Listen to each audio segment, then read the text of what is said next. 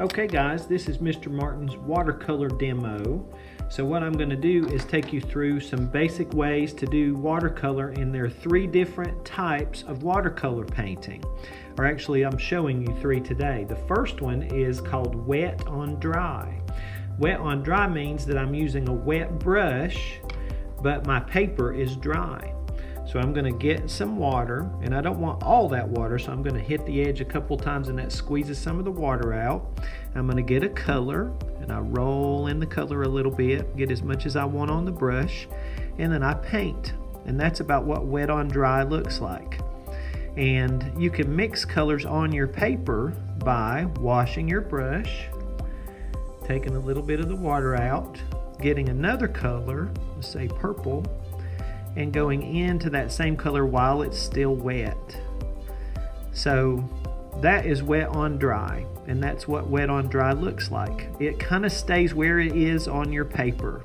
It blends and moves around a little bit depending on how wet your brush is, but it's a pretty controlled way to do watercolor painting. Now I'm going to show you another technique called wet on wet.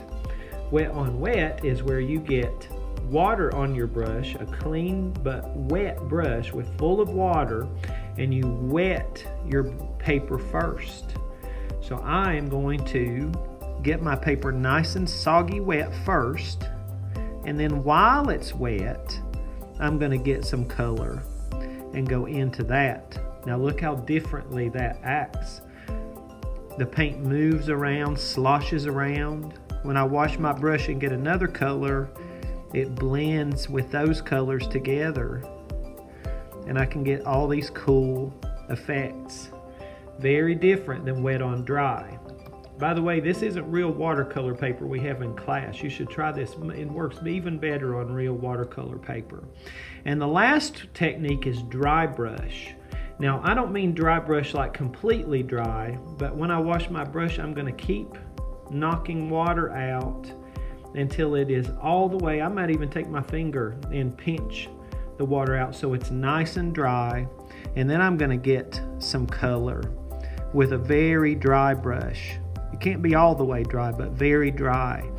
And then you can get these very detailed ways of doing painting, because your brush is so dry it stays right where you put it. And that is another way to do watercolor painting. So I'm going to add a little blue, and I'm keeping the brush really dry. So see how different that looks on the paper. So the only other thing I was going to tell you is that it can be really cool to have a painting that's part drawing. So if you use something like a crayon and draw, or an oil pastel, and then you paint over that, especially if your brush is kind of wet. So let's take a little green, and I paint over that. The crayon is made of wax, and the oil pastel, they both have wax and oil, and they resist the paint, so they stay on top. So your drawing stays on top of the painting. So those are some techniques. We tried dry brush, we tried wet on dry, and then we tried wet on wet. And then we did, that's called wax resist, where you draw first and then you put watercolor on top. Okay.